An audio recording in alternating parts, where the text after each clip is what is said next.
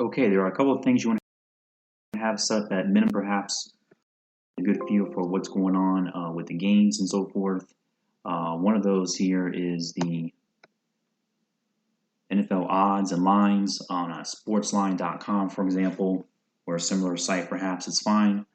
You want here to, if you want to take their projections, actually it's not a bad idea to go here first to the odds so we can get a consensus of what bettors are doing, where the game flow will go towards. So we have to keep that in mind as we pick and choose a lineup here on FanDuel. Second thing you need to have open is, unless you have a special optimizer or something, this simplifies the process here for you a bit. Have your position optimizer open on the draft dashboard so you can look at all these different positions. You can go, I don't think it's necessary to go more than 2 max per depth chart.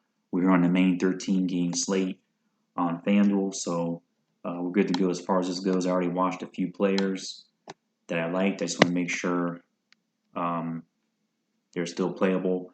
As far as Lamar Jackson, he didn't show up on some of my projections that I did in the deeper dive, but I'm going to leave him open.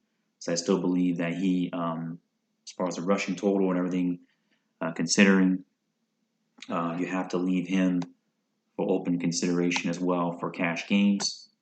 So we have to look at running backs next.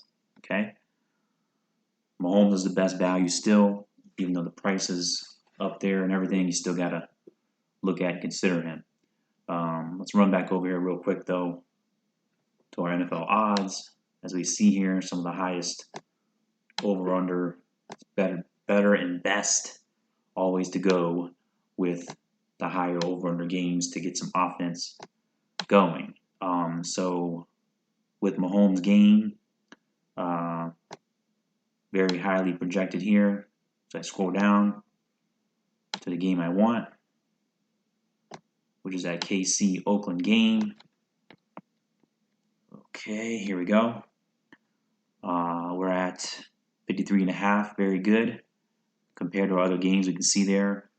Another higher scoring one is New Orleans at the Rams. So, but as you can see here, for Kansas City to be getting 7 is very favorable for them, even more so than like the Rams. So, best on the slate, pretty much as far as unless you're looking at New England because of that high total. We're not going to look at that game unless we're looking at running backs there because they want to control the clock. The problem is we just don't know which running back it's going to be from week to week, so we'll stay out of that for cash games. Fine for other type of hybrids, maybe where you want to save money on the running back position with Michelle. Okay, so getting back over here, we want to get to our running backs, please. Okay, so we already have here watched, whoops, come on. Okay. What I'm going to pay particular attention to here on this screen for my own as well as your research is the touch percentage to the far right over here. Okay. You can look at snap percentage, of course, as well while you're there since it's right next to it. And if you want, you can lock in a player that you choose. So that's a good touch percentage. Anything around 30% is pretty good for most teams and players. Kamara is better than I thought, excellent, except for the snap percentage a little bit lower. I'm going to forego him. That's just my personal choice. You can, because he certainly has the upside to give you if you want to play him. I'm also going to consider Ezekiel in a favorable game, expected to win, even on the road versus Washington. That should be easy for them. Looking at 41% touch percentage when he's on the field. Of course, his snaps percentage will go up in the second game back. So very good there. Let's see. Dalvin Cook had an excellent touch percentage because of the game script. They kept running the ball. This time they're up in a more competitive game. I believe it could be higher scoring than what's placed by the bettors. So I'm going to take the over on whatever number that is, maybe 42 or whatever. So I'm going to say my personal preference, even though it's supposedly here the best defensive rank. I don't know why or how Green Bay got to that rank exactly, but based on last year, it can't be really true. So let's go with Cook as well as another option. Ingram has a little issue slightly. I can just kind of recall in recent years that sometimes Baltimore had done a similar thing in New England where they didn't consistently run with the same player.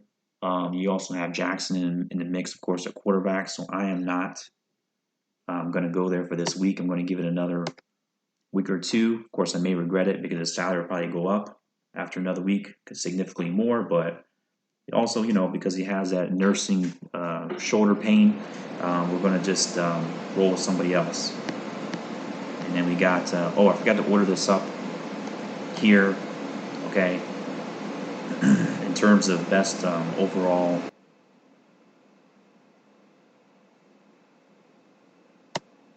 rank. So that's the far left column. As long as these guys are in green, we're good to go. Just waiting for that to populate there because it's a lot of players. So we got really at the top Cook, despite the supposedly negative defensive matchup. We're also going with Breida's got an injury right here. I don't know. We're going to have to stay away from that as well. I thought about even putting as a super saver, what's his name from the Bengals, Gio, but however, Mixon expected to where he has a chance to play, good chance, so we're going to stay away from that as well. Unfortunately, there's nowhere you can just save a whole crap load of money. That's not going to be possible this week. So other guys looking at here, to mention Elliott, Barkley's in the mix. For my cash games, just want to make sure I don't miss anyone here of any significance as we scroll down. Connor is significant for Seattle, as I believe they're favored in that game. He should get a lot of work, so he's a possibility you can keep open. However, I'm going to forego him for now. Okay, so we got enough guys here to seriously look at. Now, moving on, we want to look at, we know that if Mahomes is in our lineup and some of these higher price backs that I'm exclusively considering, we got to get some low cost options at the tight end, wide receiver, and defense. So I'm kind of going to prioritize the lowest end acceptable tight end, since that's a position of scarcity. So I'm going to also do the same thing, or something similar here. Look at my touch and snap percentage, things like that, as it's already placed in the highest ranked. Right away here, I notice that there's a mismatch as far as the price is concerned. Right here with Darren Waller, as he's projected as one of the better tight ends at only $5,400. But however, if we need to get a little bit cheaper, we can certainly, as Davis has been once again solidified in the number one tight end spot. Jordan Reed is out, so we don't have to worry about him. His touch percentage is okay compared to, let's say, Waller. Snap percentage lower, but that's what you're gonna get for $5,100. Save a few $100 there. As far as the lowest possible, acceptable, in my opinion, tight end that I would accept with some upside where he can get or create his own touchdown. So let's take that. Okay.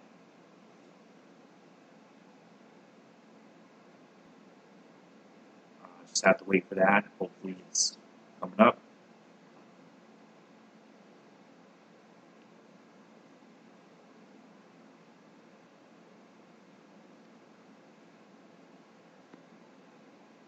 Okay, sorry about your wait, as I have to get, in order to optimize, we have to wait for the system to pick up whatever's going on, slowing it down.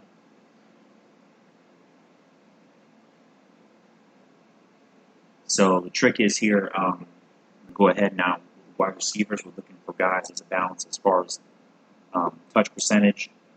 That's obviously receptions. It's probably going to show targets. Yeah, it does show targets here in the midsection. Of course, we're looking at as well. So we want to consider these factors and lock in the guy that we want when it comes to that. Okay. I just want to make sure this guy is watched.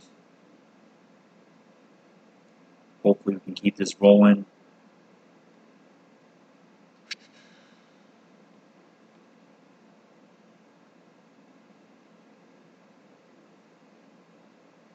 Okay, let's move on to wide receiver. As a defensive option, I'm just going to tell you the most value-based option is going to be the Seattle Seahawks defense, because they're going up against Pittsburgh. So there's a decent chance actually, Pittsburgh can put up a lot of points and they're dangerous. However, Seattle still has that opportunity to create some value for you. Remember, only for FanDuel to recommend to you playing Seattle at the lowest possible base price based on this type of roster construction, because we're paying up at our quarterback and running back positions.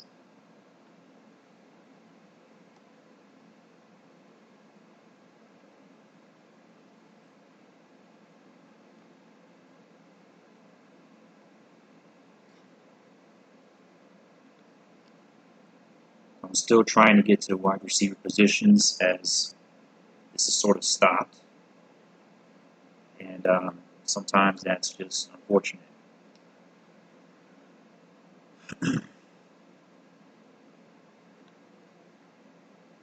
Because in honesty, you make a video and then it turns out to be a waste of time if you can't publish the video. So I'm just going to give it another minute.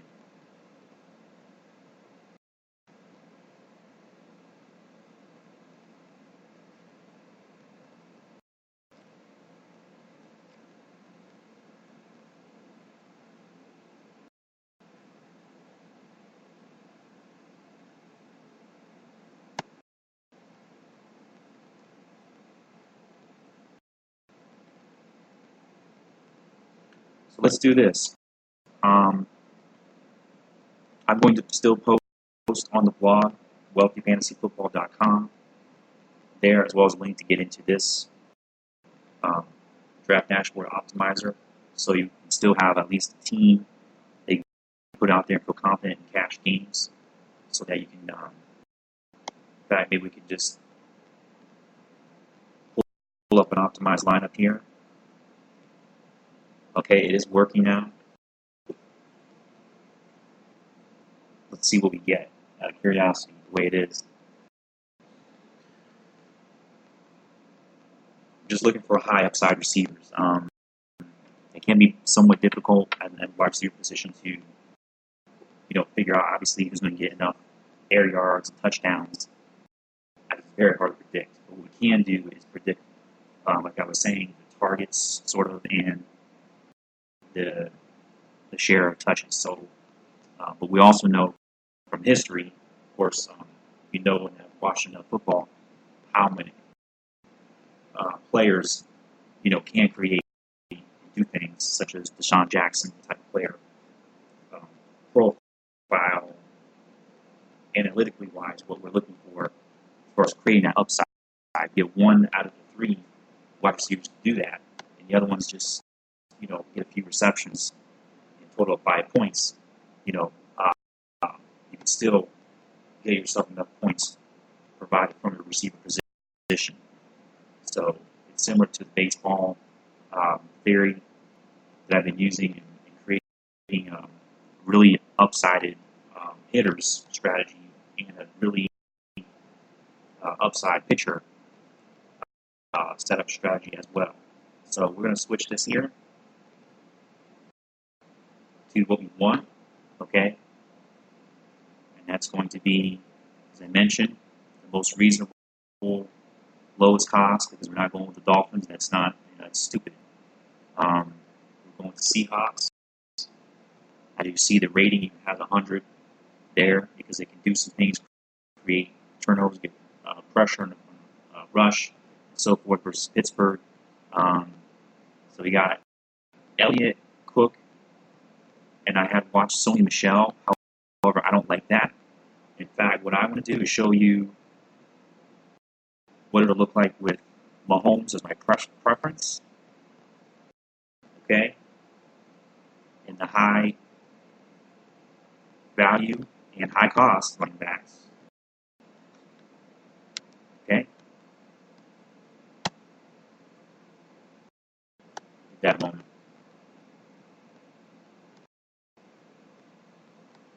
Didn't go. There it is. And the other guy at running back, Barkley.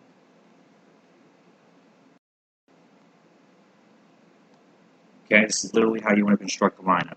Safe way in cash. Give yourself good running backs and everything. So we got Elliott. We got the tight end we want to focus on here. Save some salary. A lot of people don't like to do that on their tight end, but we have to. I love Hawkinson too, by the way, if you can afford him. Okay. Want upside from the tight end, that's the way to go. Moving on down here. Vernon Davis, have no problem with that. Good old veteran. And now, what we got left over? I'm going to lock in these guys. We could have locked them on the other screen, locked them up. We really want to lock them in our lineups so that they don't switch out. Okay. Got this locked. This locked.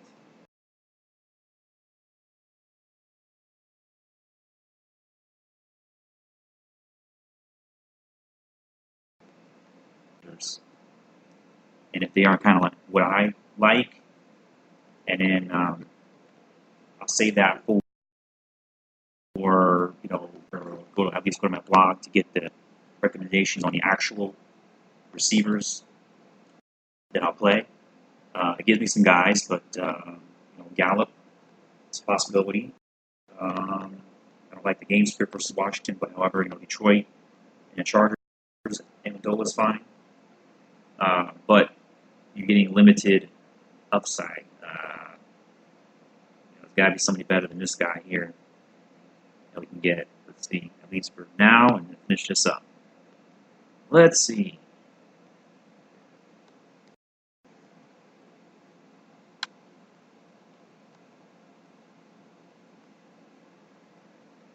Come on.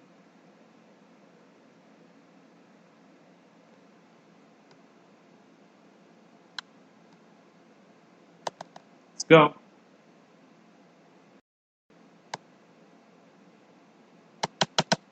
Okay, so that's going to finish up because it's not going to let me. So sometimes